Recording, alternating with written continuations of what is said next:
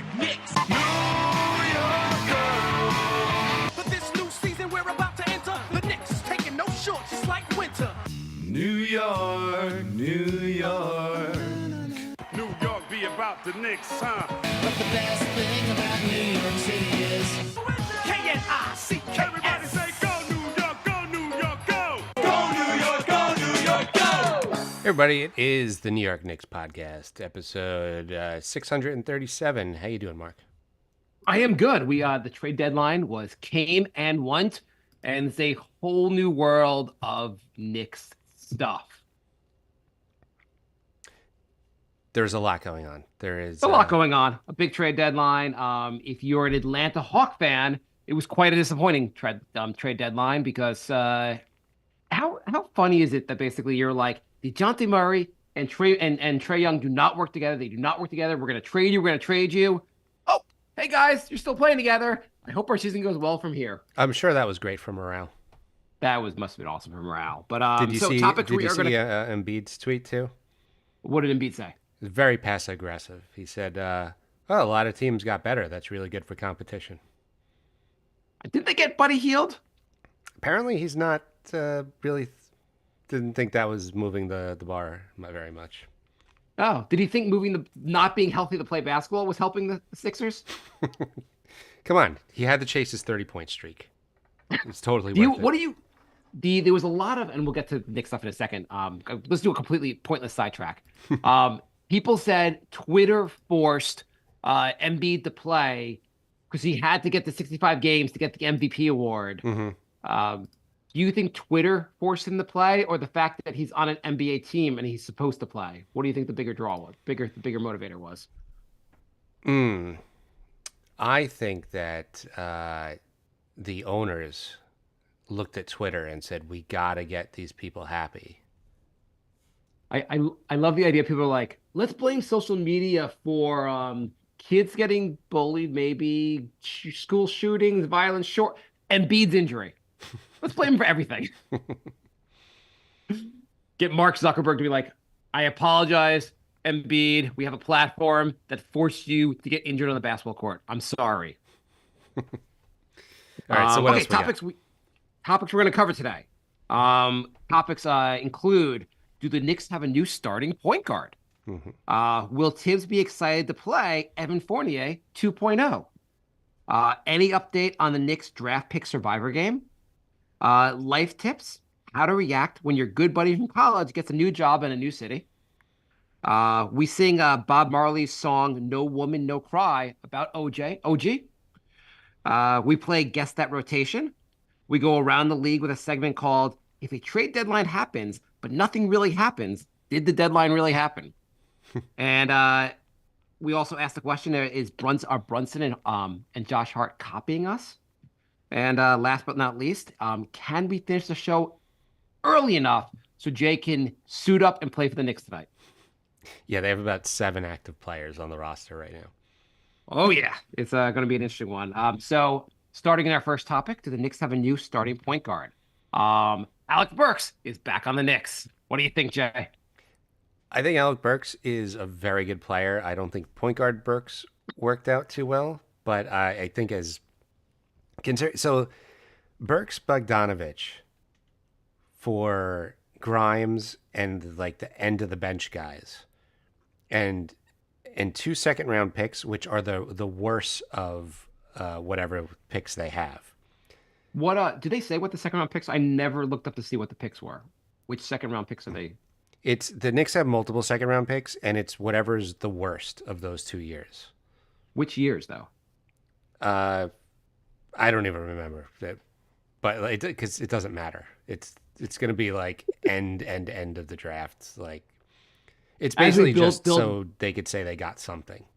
As we build our team around only second round picks, we talk about how the worthless second round picks are. So, yeah, that is true. All 3 young guys left on the Knicks are second round picks, but Detroit gave 2 of their better players for not very much at all. No. Thank you, Detroit. That was pretty solid. So the Knicks got a 20-point per game scorer, and Burks, who's shooting over 40% from 3. So now the Knicks have 4 guys on the roster shooting over 40% from three. Not bad at all. That's pretty insane. Yeah, try and double Brunson now. You got 40% 3-point shooters around him. How funny though would it be if Tibbs was like, yeah, no, I just think I thought Burks was the better point guard when IQ was here, and I still think Brunson's very good. Alec Burks is my man at point guard. I guess, do you think Burks now it becomes the point guard in the second unit? I think him and McBride could split duties. Yeah. So you have McBride, Burks, Bogdanovic, Hart, Robinson when he comes back, Precious.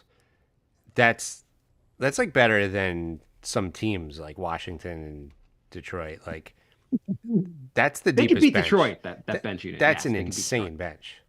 So I'm going to make the argument from Detroit's standpoint that it wasn't that bad of a trade for them. I like the trade for the Knicks. Like to hear you explain that. Okay, so I guess Burks was expiring. Mm-hmm. There was almost no value. No team was going to give you much for Burks. Mm-hmm. So right there, not a lot you can do with him. Bogdanovic, he's a decent player, has a little bit of value. He's signed for one more year. Your team is super young. Don't you kind of want to see what the young guys can do? What's the point of having Bogdanovic or Burks out there shooting when your team has like 6 wins, going nowhere? Don't you kind of want to see what you have with the young players? Yeah, so they're just like, let's see what we got mode. Yeah, I mean, when you have 6 wins, that's what you do. You don't switch to like, we need more vets. You go First like of all, they have 7. 7. Put some respect on their name. They got 7. They have 7 wins. Potentially, maybe they'll have a Grimes game and go get 8 wins.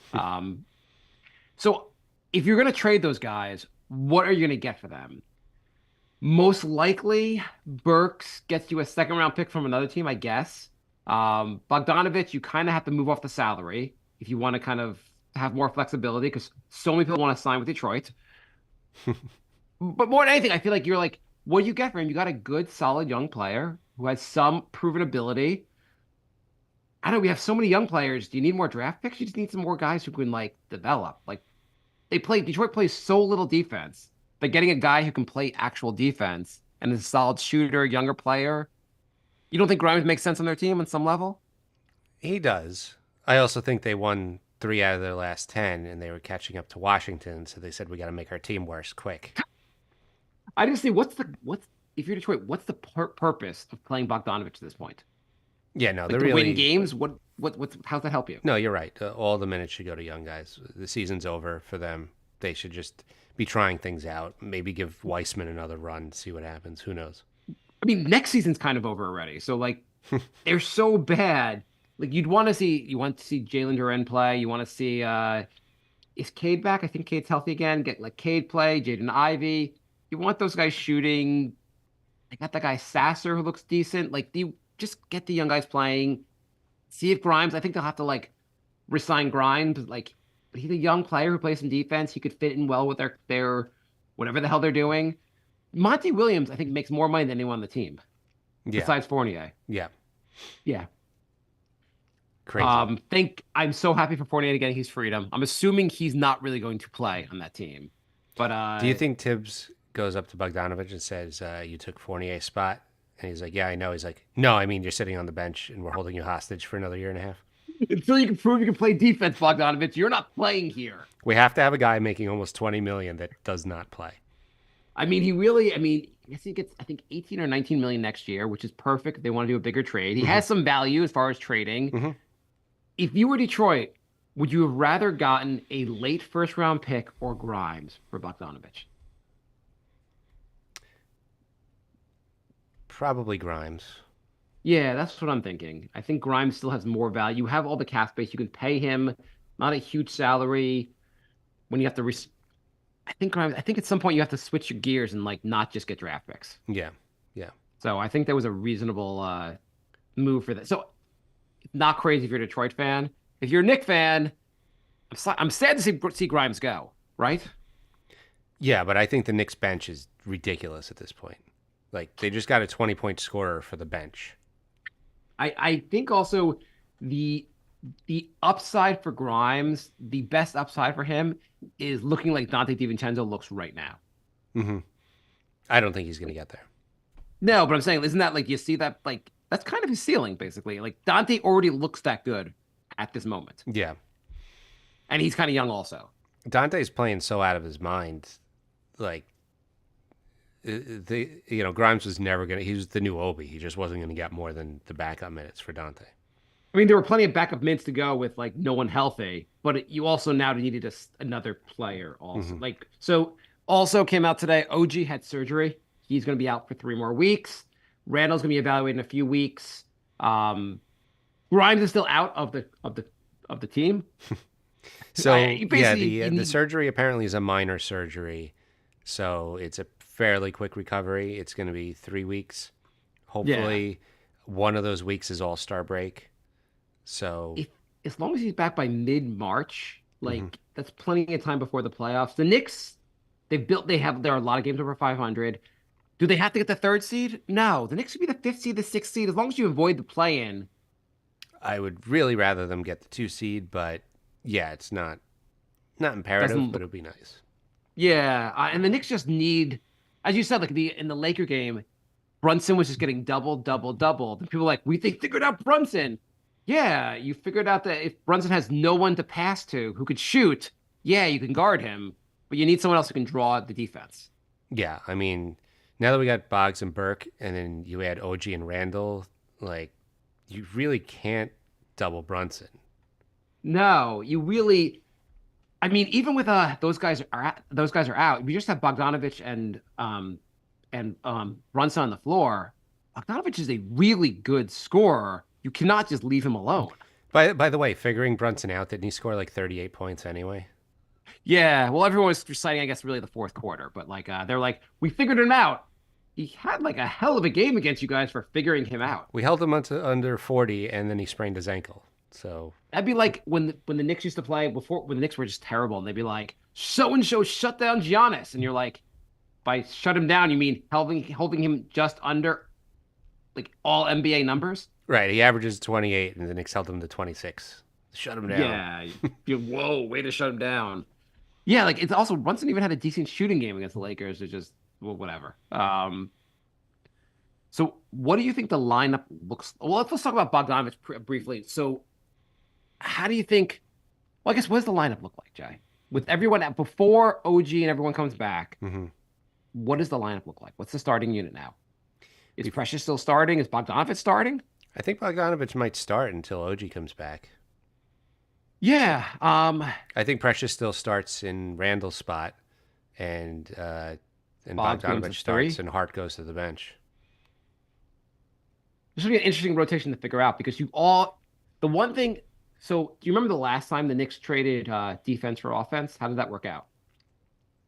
I mean, it usually doesn't work out that well ever, but the Knicks have so many defenders. You can have one sub defender if he's scoring the lights out, which he absolutely can. Yeah. Do you think Fournier is like, oh, you guys brought in something that a guy who can do everything I did before you guys benched me? Great. Awesome. I mean, like Milwaukee, it doesn't look like it's working out great, but they traded multiple defenders to get Dame. It wasn't just Holiday. Like Grayson Allen was their second best perimeter defender. So right, you figure with the Knicks, especially when everyone's healthy, you have enough defenders. Like especially with how good Dante's been, like you don't necessarily need. And with OG's amazing when he's on the floor. Grimes was I guess trading defense for offense probably wasn't the worst idea. So Bogdanovic, I was reading online that people say he's like, at least some fans were saying that he's not quite a turnstile on defense, though he's not great on defense.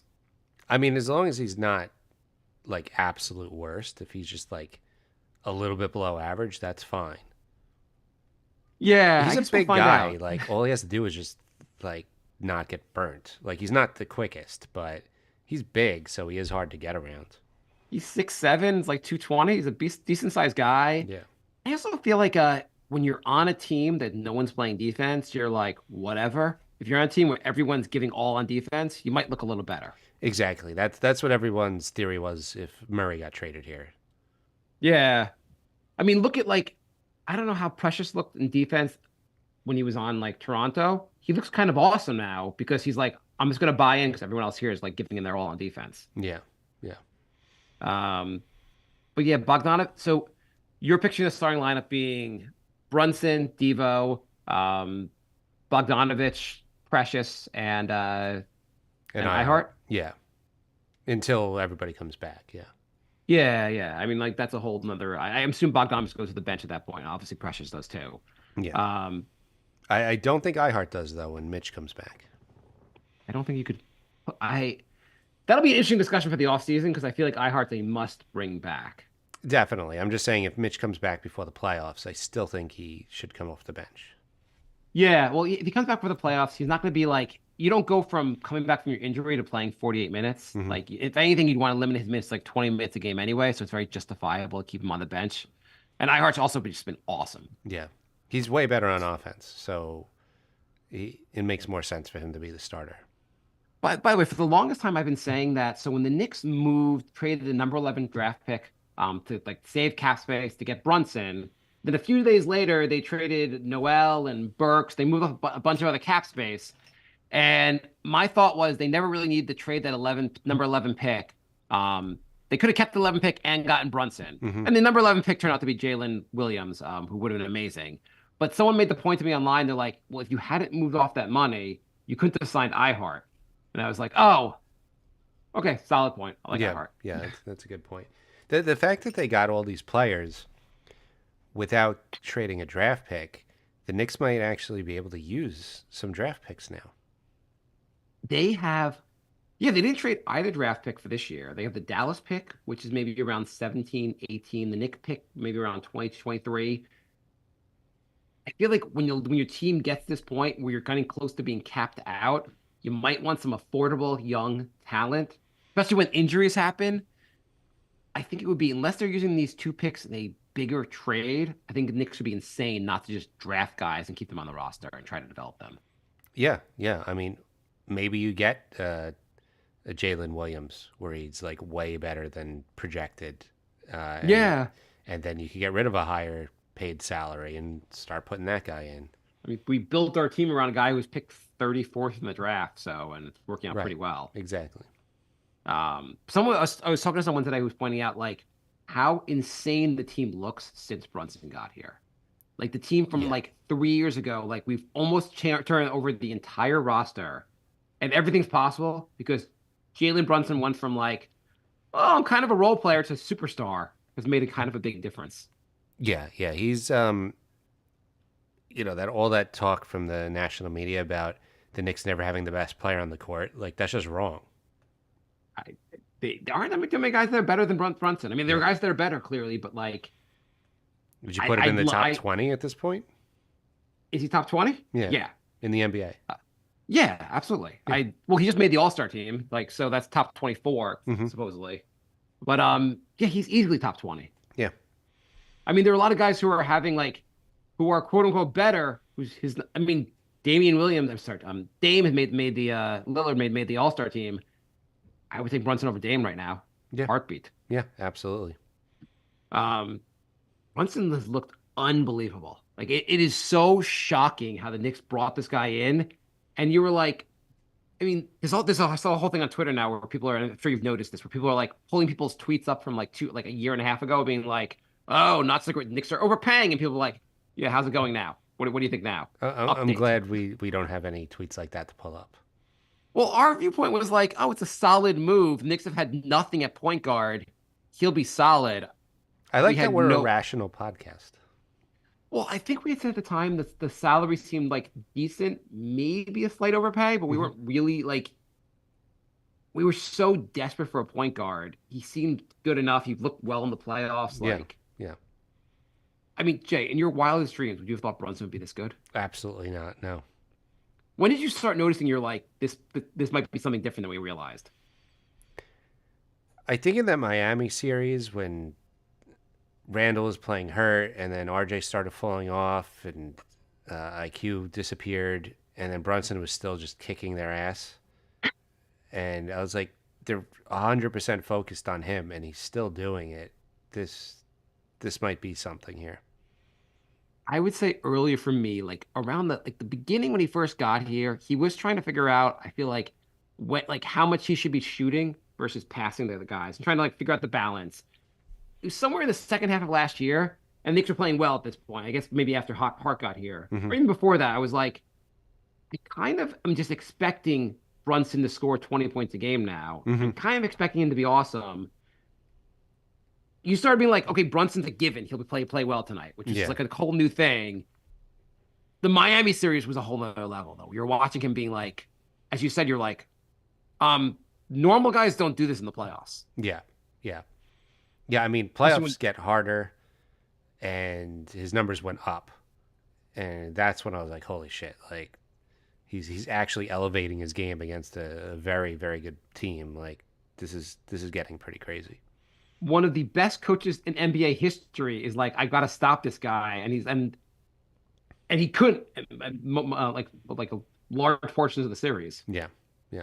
I mean, what was it? The second to last game, it won 6 or 7, won six, right? 6. Yeah. So game 5, Brunson played the entire 48 minutes. The Knicks win. Game 6, he played 45 of 48 minutes. The Knicks won the 45 minutes he played. Yeah. The 3 minutes he sat with the difference in the game. Yep. That was insane. Yeah, absolutely crazy. Well, I don't think the Knicks will have that problem this year. The Knicks have a good enough bench where he does not have to play all 48 minutes. No. But they did get rid of another point guard. So They got rid of 2. they got 2? Yeah. Ryan, Ryan. is he a point guard? I don't know what he is. He never plays. I didn't know he had a position. One thing I have to say is they could have just said like, hey, so in the trade they included Malachi Flynn. Yeah. Evil Dante's gone. So I kind of like Evil Dante. I liked having Dante and Evil Dante. It was fun. Ryan Ark, I guess I'll never have to figure out how to pronounce his name, but like their buddy from college is now gone, which is funny. Like they're like, hey dude, I heard you got a job in another city. I guess so. But I was kind of hoping he would play just tonight, so like you could see a lot of Ryan. Yeah. He was one of the best. He was like the best player on the Villanova team. So I think that the Knicks can't get him back until June, but if he gets waived, He's coming back. Yeah, I think he's coming back. Not this season, but I think next season he'll be back. Yeah, I could see him being back. He's going to be the Theo Pinson slash Herb Williams.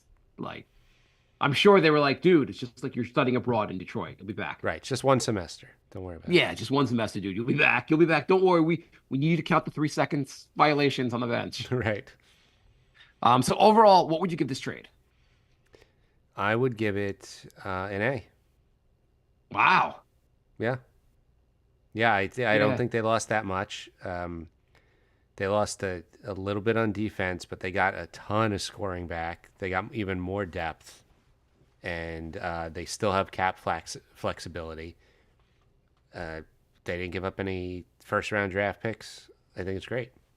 I am super excited to see how these guys look on the team now. Also, I guess we saw Burks not too long ago, but like when Burks wasn't playing point guard, he was great. So right, he just didn't like. He never was a point guard. Tibbs said, "Be our point guard." Tibbs tried to force it. Burks is a good player, if not having to play out of position, which he doesn't have to do anymore. Somebody posted Burks' minutes for his career and at what position, and only 10% of his minutes his whole career is point guard, and those were the 10% that Tibbs played him at. So I even the second unit, if you have Burks playing a little bit of point guard, Dante handling the ball, you have McBride handling the ball. You may not have a traditional point guard on the floor, but you also have enough ball movement there. Yeah, yeah. And McBride's been getting better. He's just not quite the playmaker yet.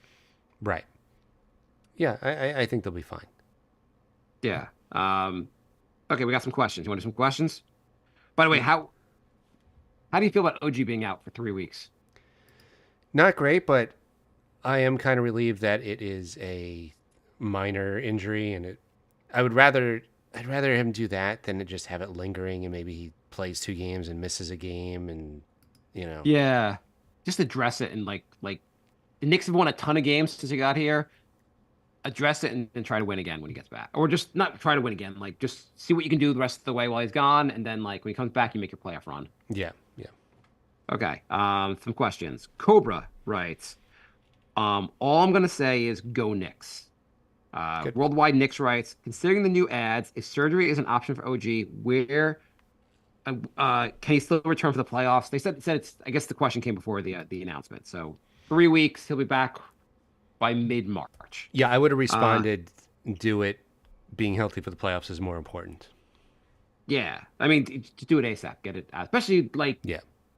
the team can win, especially post trade. I feel like the Knicks have enough to win a bunch of games the rest of the way, even without like the. I mean, they were winning games without OG and Randall, and now you added two very solid scorers. Yeah, no, I agree. They have been winning without him. So get healthy, put us over the top when you're back. Gil Gates writes, "Can we win the title? And what will each of you do when we win? Will there be no more podcast?" I'm fine retiring the show after we win we'll do an episode after the Knicks win the title. Mm-hmm. We will celebrate, and that's the end of the show. Yeah, we can't record. Like, the show will only go downhill from there. It's over when the Knicks win the title. It'll be like when the Giants beat the Pats for the second time. I stopped watching football, and it was the best decision. They've stunk ever since. I got to see my favorite team beat my least favorite team. Same with the Knicks. If they win the championship, we'll do our last episode. We'll thank all the fans, and we'll walk off into the sunset. I might start a horror movie podcast. You might start what? A horror movie podcast. Okay, there you go. I might not be joining you for that one, but we will do a Knicks meetup at the championship parade. Yes. So, do you think this team is good enough to win the title, Jay? I do. I can't believe I'm saying this, but I do. I really do. 2 weeks in a row, you feel strongly about this, huh? Last week you said the same thing. If everybody is healthy for the playoffs, they clearly have the deepest team in the league. All the other teams are so top heavy. It's just super risky. What if everyone's not healthy? What if Randall is not back? Can we win it? If Randall's not back, it's going to be tough. I mean, say what you want about Randall. His gravity alone, he gets double teamed. It makes open shots for other players. He is a willing passer. He's a great rebounder. It'll just be tougher. Who's it more important to get back, OG or Randall? Probably OG. Ooh, I guess you don't like Randall. I know you're a Randall hater. Okay, tomorrow on Twitter, Jay says Randall sucks and should be traded. I mean, I would say they have OG's just looked so goddamn good that I think it'd be easier to replace Randall scoring. I mean, especially with the new guys they got, than replacing OG. Yeah. OG just seemed like such a game changer, but they're both awesome. But I agree with you. If healthy, what is there a team they can't beat? Is it crazy for them to beat Milwaukee, or Philly's not going to be good? Like, Embiid's obviously hurting. Boston is within reason. I mean, this team's healthy. We can take on Boston. Yeah. Why not? Yeah, I don't see why not. I mean, it's not like the games where the Knicks were very competitive before the OG trade. Like, they needed the refs in the beginning of the season just to beat the Knicks, and now the Knicks got a lot better.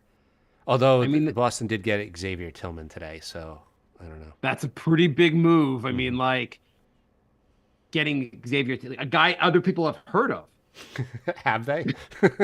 I don't know. I've heard. I don't actually know what position he plays, but I think he's a big man. He's a big man, yeah.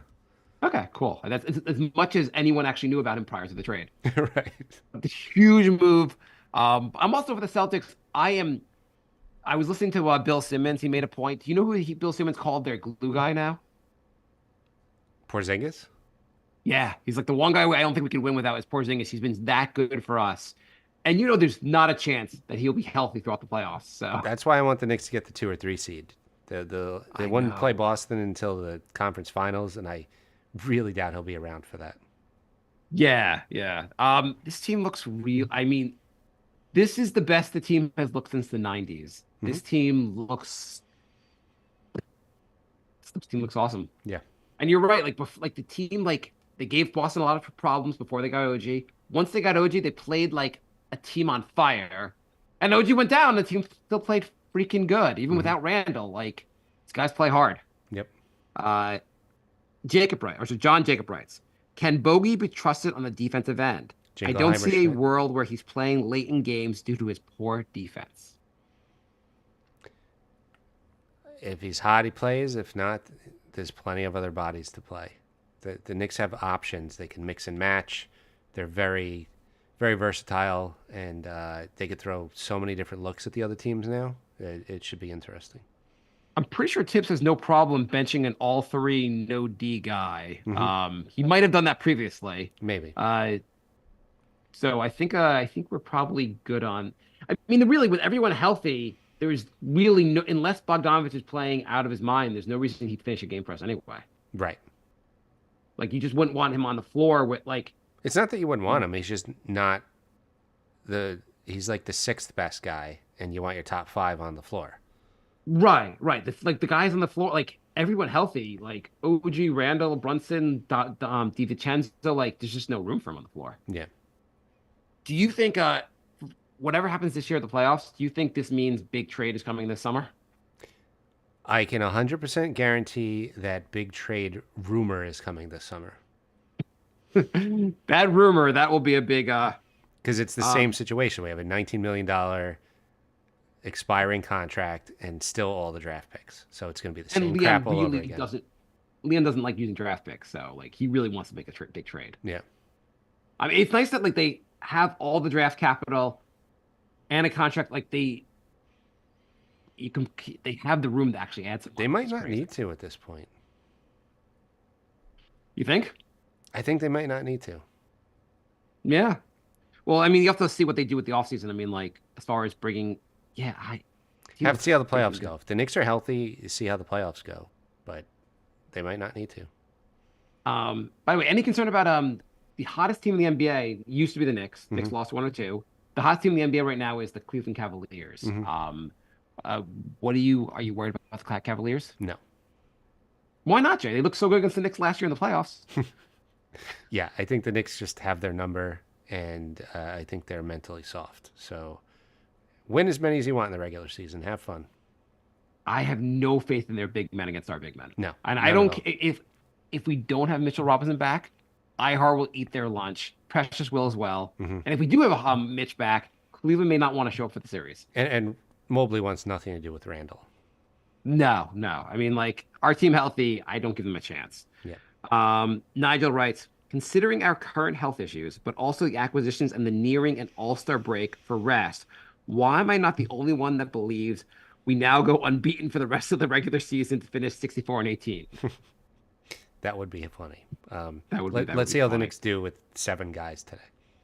I mean, so tonight, basically, who's healthy for tonight's game? You have McBride, Dante, Hart, Precious, and Jacob Toppin. Jacob Toppin and Charlie Brown Jr. So I saw on Twitter maybe 2 weeks ago, someone wrote, "Who is Charlie Brown on the Knicks?"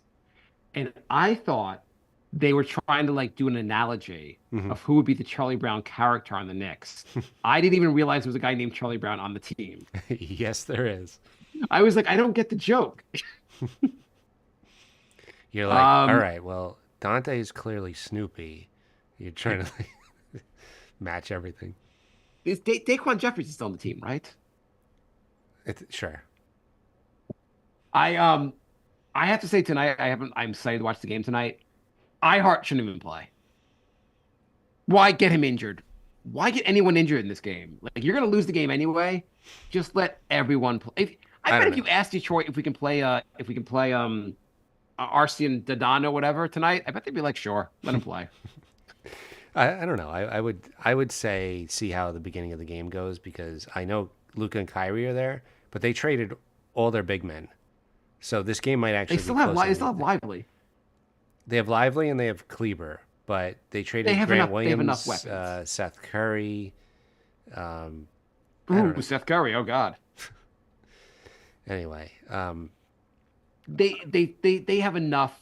The Knicks have no chance. Don't even try tonight. Just pretend it's an off night. Let Tibbs play some of the third quarter. I don't know. I let Jacob Toppin go like, hey Jacob, you're gonna get all the playing time your brother never got. Nick writes, where do these two fit in the rotation once everyone is healthy? They'll be the lead guys off the bench. I don't think they're going to be starting. They're going to get enough minutes. They're going to get probably 20 minutes. See, this is the thing now. They have really, really good bench players. The starters can play 32 minutes now. Well, so the bench basically would be the regular starting unit. Then you'd have Josh Hart on the bench. You would have McBride, then Bogdanovic. Who am I missing? Burks. Burks, Bogdanovic. Am I missing anyone else, though? Oh, and Precious. Precious and maybe Mitch. Yeah, maybe Mitch. You have enough on the bench. Like That's an 11-man rotation. That's insane. My assumption but Tibbs not going to play an 11-man rotation either. No, I mean, maybe McBride doesn't play and maybe Precious doesn't play. You get it back down to 9. I am betting that when everyone's healthy, maybe Burks doesn't play either. Or Maybe. unless Bogdanovic looks terrible on defense. I'm assuming like come playoff time, only one of those guys actually will get some minutes. Right. Probably Bogdanovic because he's a better offensive weapon. Mm-hmm. I don't know. What do you think? I think he sticks to 9. I think he likes the 9-man rotation. Yeah, so 2 guys are out. I mean, it's hard to take like Precious out. He's looked really good. I know. I guess you're right. It depends also, like, is Mitch back? If Mitch is back, you probably necessarily you may not need Precious out there. So Right. But that's a big F at this point. Christian writes, when is the championship parade? Are you guys going? We are going to the parade. Mm-hmm. We're gonna have a meetup beforehand, Mhm. and we are gonna spend the rest of the night drinking our brains out. Yes. Yes, that we're gonna party that whole day. So it'll be an awesome Knicks event. We'll use some of our Patreon money. It'll be a huge night. Yes. Yeah. What else? You want to talk about the rest of the? Oh, by the way, not to advertise a competing podcast, but Jay, are you going to be a listener of the Roommates podcast? Yeah. I mean, Brunson and Hart doing a podcast. I'm in. Hey. Yeah, I am in. I downloaded it, haven't listened yet. I saw a clip though online where I guess Brunson was talking about when he found out that RJ was leaving. Mm-hmm. I guess he was eating or something, and RJ came up to him and was like, "I'm going to Toronto," and Brunson hadn't heard the news yet, Mm-hmm. so he was like, "Got a game later. What, you visiting family?" It's like RJ like gave him a hug. He's like he had no idea why RJ was like so weird, and then he's like got the alert like a minute later. He's like, "Oh shit." That's funny. So one trade I wanted to mention real quick is the Nets traded Dinwiddie to Toronto for Schroeder and Thaddeus Young, and Dinwiddie is expected to get waived. Okay. I wanted to play a clip of a Nets Spaces real quick. Wait, hang on. Before you do that, just to understand this, they traded Dinwiddie's expiring, right? Mhm. But why do they need Thaddeus? But aren't the other 2 guys expiring also? It's a weird trade. Is Thaddeus? Am I wrong about that? I thought Schroeder's going to be a free agent also. I don't know I what could be either wrong. team's Okay. doing. What the hell are the Nets doing? Play the Spaces clip. Okay. We've heard that happen before. Hopefully that happens with Spencer Dinwiddie. And whether they choose to go as Cam or they choose whatever, just make it. Eric, Yep. you okay? Yep, I am. I gotta head out, guys. All right, let us know you're all right, man. So does anything sum up the Nets? You guys into a car crash while complaining about Dinwiddie. Does anything does anything summarize the Nets season more than getting into a car crash while ranting about Dinwiddie? Holy shit! Why would you? I mean, I gotta say, I don't know if it's against the law, but it's probably not a good idea to podcast while you're driving. Yeah. I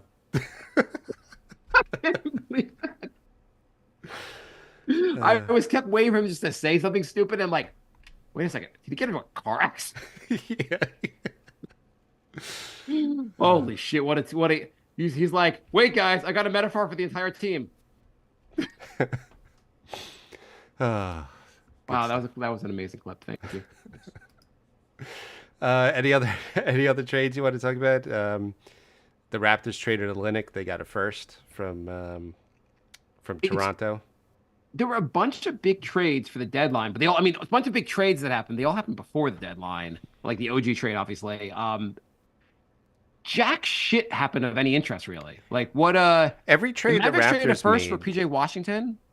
like the Would you trade- Raptors, I don't understand. It's like you traded Schroeder for Dinwiddie and then waived Dinwiddie, which makes your team worse. So I'm like, okay, they're tanking. But then they trade a first for Olynyk. So I'm like, okay, maybe they're not tanking. Maybe they're trying to win. Like, I don't understand what they're doing. I'm assuming Dennis Schroeder, or Schroeder, whatever. I assume he just did not want to be there. I made That's it what I'm clear to guessing them. too. He seems like a He was, personality. but why not? At the same time, why even make the trade? Why not just cut him? I don't know. Would you? Okay, so post buyout, what do you think about like? So the Knicks, should the Knicks add someone else post buyout? Like, would you add Spencer Dinwiddie on the Knicks? No, we were talking about the Knicks might have to not play two guys that deserve minutes as it is. Like, The two guys. Okay, so Spencer Dinwiddie, I did not realize would be available. I don't know. Like, yeah, like, would you really? I don't. Yeah, I don't there's no room now. That's it. Right. I'm just wondering if you need a backup point guard. The other guy, I was thinking about was Kyle Lowry, and Lowry obviously just an older veteran player that can play a little bit, and maybe you'd want in the playoffs, even though he's like super old, but maybe he could man the second unit. Maybe I don't feel like any of this is necessary at this point. I don't know. Lowry one makes if not everyone's healthy, it could make some sense, just some extra insurance. Yeah. Though I don't know, maybe he might want to go. The rumor is that he might go to Philly, and Philly obviously has more room for him, so like maybe it doesn't make any sense. Why the hell did Toronto do that? I don't know. Also, Dallas got Gafford for Rashawn Holmes and a first. So who's worse at making trades, Detroit or Washington? It's like I can't Wait, imagine Washington why these gave teams... up a first to get Holmes? No, they got a first with Holmes, but you know it's a late first this year, which is going to be, you know, a late pick anyway. Yeah. And they gave up Gafford, who's one of their better players. So like, I don't know. It just seems like Detroit and Washington are competing to see who could make the worst trades. I don't understand. I'm just looking at this right now because I want to make sure. It looks like everyone, not Larry, hang on. Everyone from that trade was a free, like Dinwiddie was going to be a free agent. Mm-hmm. So you could have just cut him without doing the trade. It looks like This trade blew your mind, huh? Schroeder, isn't Schroeder maybe is Schroeder signed? Am I wrong about this? I thought he was gonna be a free agent also. I don't know. I haven't Aren't you kind of confused why this trade happened? a little bit. So I'm he's guessing signed to next year. Never mind. He is Okay. signed for $13 million next year, Schroeder. Okay. So So they're shedding the salary. Nets. I don't know what in God's name the Nets are doing, but they got Schroeder, and he's decent. Mm-hmm.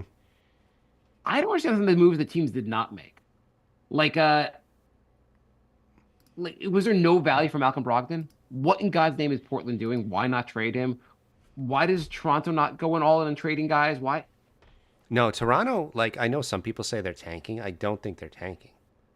What are they doing? I don't know what they're doing. I guess but- they're like, we have Scotty Barnes. We think RJ and IQ will be good. We're kind of resetting things. Yeah, they got Gary Trent Jr. and then they just got Olynyk. So like, they're You need a big man that can play some defense. So Olynyk and Bust can like kind of like get some rebounds. I like Olynyk. Like he would have been a solid guy I for know. the I'm Knicks just yet. like I don't think they're tanking, but they're definitely not good enough to win games. No, they're definitely not winning either. Yeah. So I don't know what they're doing. I don't know. Why did the Pacers get rid of Buddy Hield? Well, they got Doug McDermott. Yeah. Okay. Why did the Pacers get Doug McDermott and why'd they get rid of Buddy Hield? Like two moves that don't make sense to me. I don't know.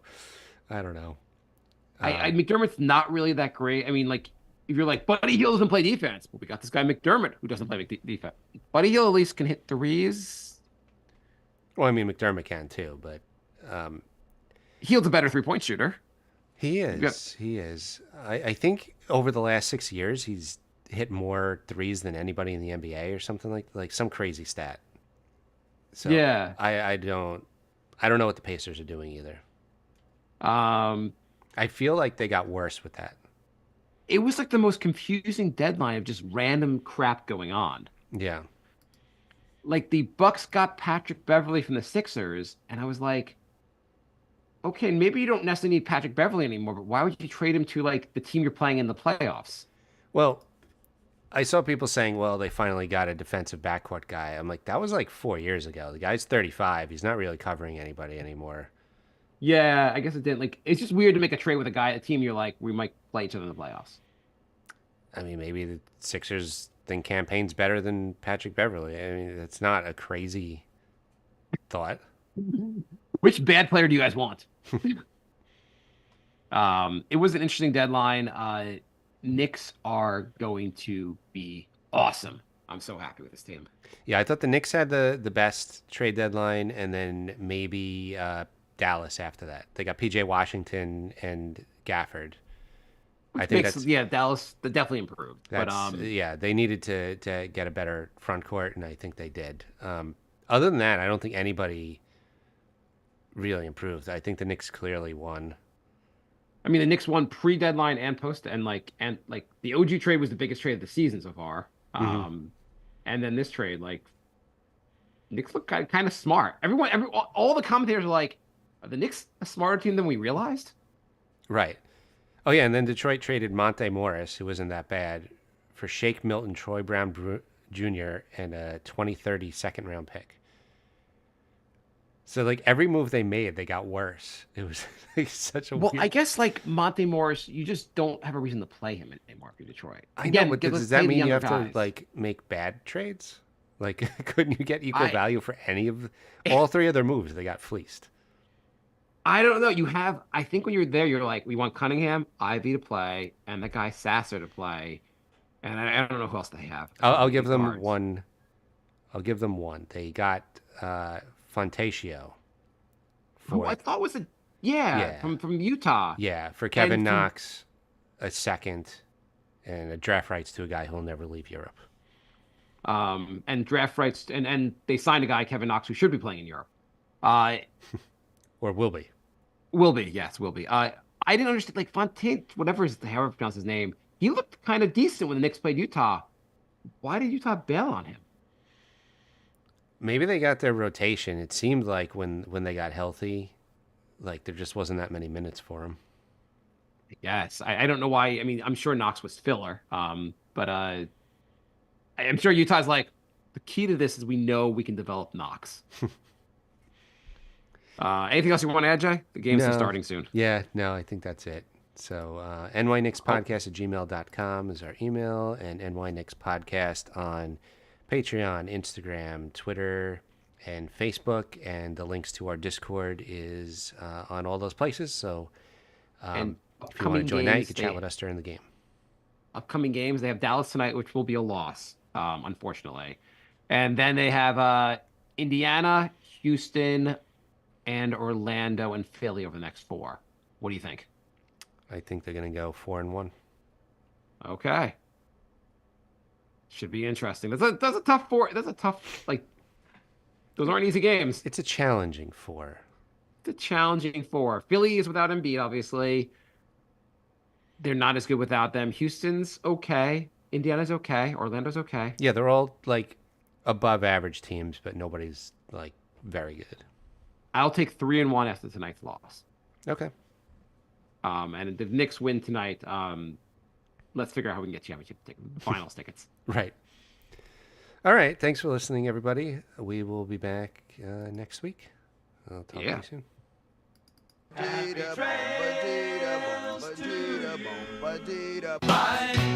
love. Goodbye, everybody. It's all over. It's time to go. This is the end. Say goodbye. You cannot go away. I'm gonna leave you. It's the end. Goodbye. Goodbye.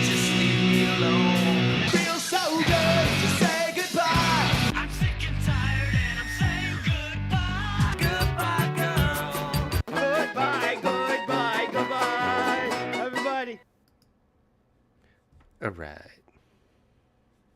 My father-in-law just texted me. He said, "Biden can't run. How about those Knicks?" That's Did you see the Biden thing that came out today? no, I did not.